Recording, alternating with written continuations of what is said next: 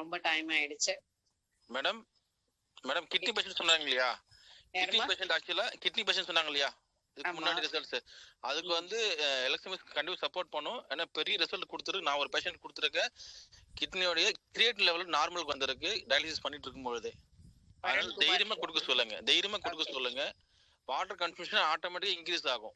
அவங்களுக்கு create level யூரியாவும் குறைய water consumption கண்டிப்பா இன்க்ரீஸ் ஆகும். அது ஆட்டோமேட்டிக் நடக்கும் மேடம். அதனால தைரியமா கொடுக்க சொல்லுங்க.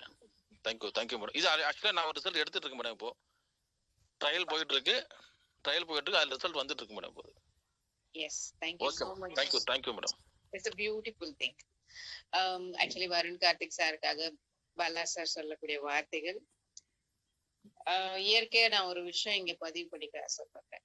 ஏன்னா உண்மை மட்டும்தான் எப்பவுமே நிலைச்சிருக்கும். நம்ம எந்த இடத்துலயுமே எலிக்ஸா மிக்ஸை பொறுத்தவரையும் ஒரு துளி கூட இங்க வந்து போய் கிடையாது. ஏன் அப்படின்னா இங்க ஆக்சுவலி வந்து இட்ஸ் பியூர் ஹார்ட்டட் பீப்புள் மட்டும்தான் இங்க ஆக்சுவலி வந்து அட்ராக்ட் ஆவாங்க, இருப்பாங்க, நிலைத்து இருப்பாங்க. எலிக்ஸமிக்ஸ் பாத்தீங்கன்னா இந்த கடந்த 12-15 வருஷத்துல எண்ணற்ற விஷயங்களை செஞ்சிருக்கு.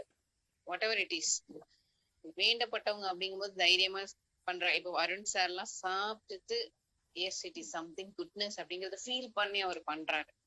பாலா சார் சொல்றதுக்கான ரீசன் என்னன்னா அவர் கண் கூட அவர் பாக்குறாரு. முயற்சி எப்பவுமே நம்மளுடையது, மனிதனுடையது, முடிவு வந்து இறைவனுடையது. அதுல மாற்று கருத்தே கிடையாது. ஏன்னா எலிக்சர் மிக்ஸை பொறுத்தவரையும் டெஃபினட்டா இதுல இருக்கக்கூடிய எல்லா விஷயங்களுமே மனிதனுக்கு வந்து ஒரு ட்ரெடிஷ்னல் ஃபுட்டான விஷயங்கள் தான். மை டிஃபரன்ஸ் இங்க கிட்டத்தட்ட 144 பேர் இருக்கு.